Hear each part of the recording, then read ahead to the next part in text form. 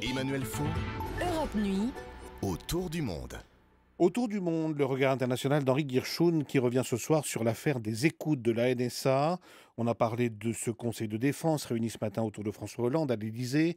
On a parlé également de la convocation de l'ambassadrice des États-Unis par le Quai d'Orsay et de nombreux responsables politiques qui exigent une réponse forte de la France. Alors Henri, est-ce qu'on est vraiment au cœur d'une vraie crise entre la France et les États-Unis ? Eh bien, à voir les mines sombres ce matin au Conseil de défense, tout indique que l'affaire est grave. À entendre les politiques, il ne peut s'agir que d'un scandale majeur. Mais si on prête l'oreille à ce que disent les hommes de l'art, c'est-à-dire les experts du renseignement, là, eh bien, c'est une toute autre musique qu'on entend, celle d'un monde qui agit selon ses propres codes, avec ses propres règles, et dont la première est que tout est permis ou presque, à condition de ne pas se faire prendre. C'est la loi du genre, et il n'y a pas besoin d'avoir fait Saint-Cyr pour comprendre entre les lignes qu'elle s'applique à tous et en l'occurrence aussi bien aux États-Unis qu'en France. Alors, au-delà de ce qui relève davantage de la communication politique et de la mise en scène d'une colère un peu théâtralisée, cette affaire risque de retomber assez vite et pour au moins trois raisons. La première, c'est que tout cela était déjà connu par les services dont c'est le métier et par les responsables politiques. Et depuis les révélations d'Edward Snowden, l'homme qui a tout dit sur la NSA, c'était même devenu un secret de polichinelle. Seconde raison, à part quelques détails, ces synthèses d'écoute ne révèlent pas de vrais secrets d'État. Et à moins de considérer nos présidents comme de grands naïfs, ce n'est pas vraiment une surprise. En revanche, ces derniers jours, Emmanuel, il y a bien eu d'autres fuites Wikileaks qui sont d'une toute autre importance. Celle, par exemple, qui révèle comment l'Arabie saoudite achète les hommes politiques et les journalistes au Liban, ce qui, dans un pays aussi instable que le Liban, peut devenir destructeur.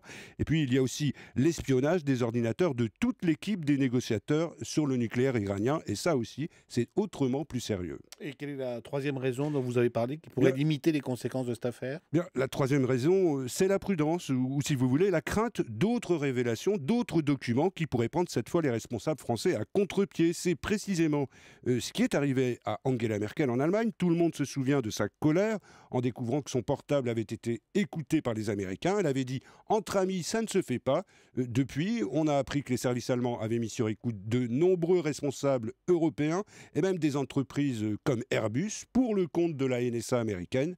François Hollande n'a sans doute pas envie de devenir à son tour l'arroseur arrosé. Et est-ce que la convocation de l'ambassadrice américaine signifie que les relations entre Paris et Washington sont entrées vraiment dans une phase de turbulence et de méfiance entre les deux pays ? Sur le plan diplomatique, non, il y a quelques nuances sur l'Iran, sur la Syrie, sur l'Ukraine par exemple, mais depuis le retour de la France au commandement de l'OTAN, depuis l'intervention conjointe en Libye ou celle de la France au Mali, ces relations sont plutôt au beau fixe, ce qui n'empêche pas la concurrence, notamment dans le commerce, ni bien sûr, dans ce cadre général, la petite cuisine du renseignement. Mais là aussi, il y a beaucoup trop d'interactions, de coopération, de services rendus pour penser que tout cela puisse être remis en cause, car finalement, tout le monde y aurait beaucoup trop à perdre. Mais on peut penser que cette affaire va quand même laisser une impression de malaise, disons.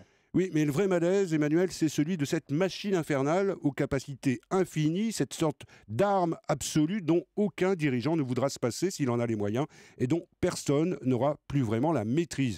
Il y va de la NSA ou de ses semblables comme de l'ensemble de la révolution numérique. Un jour, il faudra bien mettre des bornes. L'autre souci, c'est le sort réservé aux lanceurs d'alerte, Julian Assange, Edward Snowden et tous les autres qui sont en exil, en prison ou menacés de l'être. Alors, entre les cris d'orfraie qu'on entend depuis hier soir à Paris contre nos vrais faux amis américains et puis cette indifférence à leur égard, là, il y a vraiment quelque chose qui ne tourne pas rond et c'est un peu le bal des hypocrites. La vraie fausse tension franco-américaine sur fond d'écoute de la NSA, c'était la chronique internationale d'Henri Guirchoun. Merci Henri.